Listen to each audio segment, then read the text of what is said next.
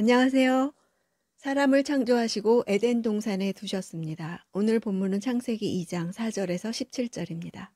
4절, 하늘과 땅이 창조됐을 때 여호와 하나님께서 땅과 하늘을 만드시던 날의 기록이 이렇습니다.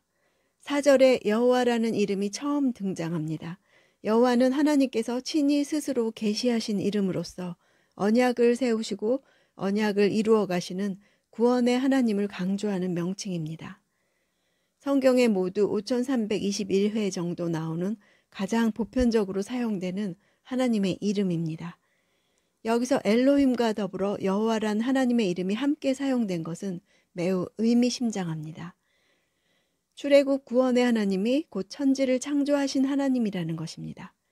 온 세상을 창조하신 창조주 하나님이 다름 아닌 인격적이고 우리와 관계를 맺으시는 여호와시라는 점을 역설하기 위함입니다. 하나님의 형상대로 창조한 인간이 하나님과 언약을 맺게 될 귀중한 존재임을 보여주는 것입니다. 1장은 우주 만물의 창조 기록이라면 2장은 창조의 목적인 인간 창조를 클로즈업해서 자세하게 기록한 것입니다. 5절, 여호와 하나님께서 아직 땅에 비를 내리지 않으셨고 땅을 일굴 사람도 없었으므로 들에는 나무가 아직 없었고 땅에는 풀조차 나지 않았습니다. 일구다, 경작하다 하는 단어는 1차적으로 일하다 라는 뜻을 가지지만 다스리다, 봉사하다, 힘쓰다로 번역되기도 합니다. 땅을 정복하며 모든 생물을 다스리는 사명을 부여받은 인간은 마땅히 땅과 자연을 다스려야 하는 것입니다. 셋째 날에 풀과 씨 맺는 채소와 씨 가진 열매 맺는 나무들은 모두 자연에서 자생하는 것들입니다. 들은 밭이나 사람이 경작하는 토지를 가리키고 나무와 풀은 인간이 경작해야만 생존하는 것들을 말합니다. 아직 경작이 시작되지 않았다는 의미입니다. 6절, 대신 안개가 땅에서 솟아나와 온 땅을 적셨습니다. 적셨다는 단어는 물을 대다, 마시게 하다, 윤택하다로도 번역되는 단어입니다. 땅에서 솟아나는 안개가 식물이 자랄 정도로 충분한 양이 공급됨을 뜻합니다. 타락 후에 사람이 땅을 열심히 가꾸어야만 살 수 있게 되기 전에 땅은 사람이 살기에 매우 적합했습니다. 7절, 여호와 하나님께서 땅에서 취하신 흙으로 사람을 빚으시고 그 코에 생기를 불어넣으시자 사람이 생명체가 됐습니다. 땅이란 히브리어는 아담입니다. 붉다라는 뜻이 있는 아담에서 유래해서 흙이 붉은 것을 말해줍니다. 흙은 티끌, 재, 가루, 먼지로도 번역됩니다. 이런 티끌로 인간을 만들었다는 것은 원래 인간의 육체는 부서지기 쉬운 보잘것없는 것이었음을 보여줍니다. 사람이란 히브리어는 흙을 의미하는 아다마에서 유래했기에 아담입니다. 사람을 뜻하기도 하고 고유명사 아담을 뜻하기도 합니다. 고유명사 아담이 일반 명사인 사람으로도 사용되는 것은 그 이름의 의미가 인간 전체에 대한 대표성과 포괄성을 동시에 지니기 때문입니다. 생기는 생명력을 뜻합니다. 생명체라 번역된 단어는 짐승을 가리킬 때도 사용된 단어입니다.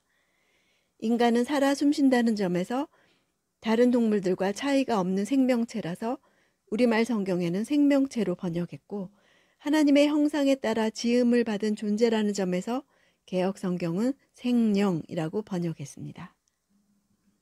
9절, 그리고 여호와 하나님께서는 보기에도 아름답고 먹기에도 좋은 온갖 나무가 땅에서 자라게 하셨습니다.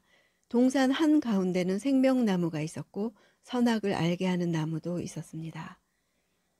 생명나무 열매를 먹으면 영생한다는 것은 인간이 영생하는 존재였다는 것입니다. 생명나무는 예수 그리스도를 상징하며 그리스도를 통해 성도들도 영원한 생명의 비밀을 맛볼 수 있음을 가리킵니다. 선악을 알게 한다는 것은 선과 악을 명확히 구별하는 지식을 준다는 것입니다. 악이 이미 활동 중이라는 암시를 주는 것입니다. 에덴 동산을 지켜야 할 사명, 동물을 다스려야 할 사명이 있는 존재로 두신 것인데 실패한 것입니다. 선악을 알게 하는 나무를 주신 까닭은 인간이 자유의지를 가진 존재로서 자신 스스로의 판단에 의해서 자발적으로 하나님 말씀에 순종할 수 있는 자유를 주시기 위해서였습니다. 10절 강 하나가 에덴으로부터 나와서 동산을 적시고 거기로부터 갈라져 네 줄기 강의 원류가 됐습니다. 4는 완성을 상징하는 숫자입니다. 세상의 네 방향을 향해 흐른 것으로 생각됩니다.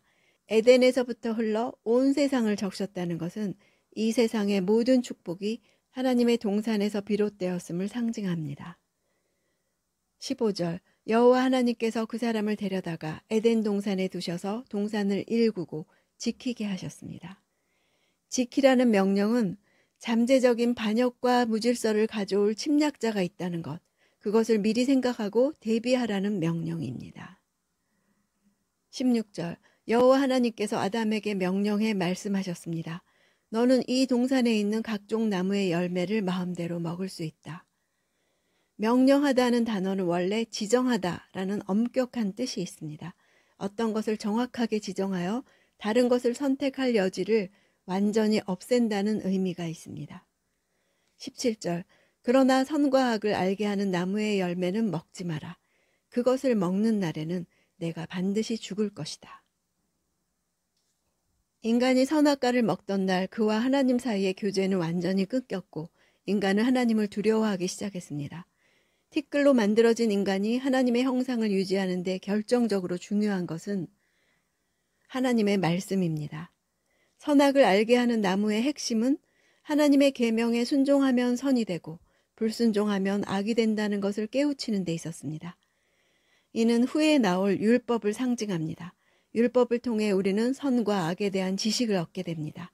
선과 악에 대한 지식은 우리의 관심을 생명나무로 상징되는 예수에게서 떠나게 해 그 죄의 값으로 인간에게 죽음을 가져다 주는 것입니다. 성경이 가르치는 인간의 실존은 티끌, 먼지로 지은 존재라는 것입니다. 먼지로 지은 존재가 하나님이 생기를 불어넣으시니 비로소 생명이 됩니다. 하나님은 생명을 에덴 동산으로 인도하시고 생명나무와 선악을 알게 하는 나무, 곧 사는 길과 죽는 길을 소개하십니다. 모든 나무의 열매를 마음껏 먹으라고 말씀하셨습니다. 사랑하시기에 선택권을 주셨습니다. 동산 가운데 생명나무의 의미는 하나님이 생명의 근원이고 주인이시고 왕이시라는 것입니다. 선악을 알게 하는 나무의 의미는 선과 악의 기준은 하나님이 정하시고 하나님이 재판관이시라는 것입니다.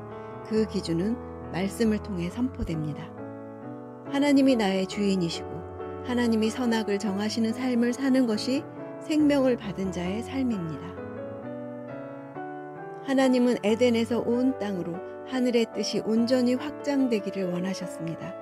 오늘 말씀이신 그리스도를 먹음으로 하나님과 교제하며 그 말씀을 지켜내어 하나님의 뜻이 확장되는 에덴의 삶을 살기 원합니다.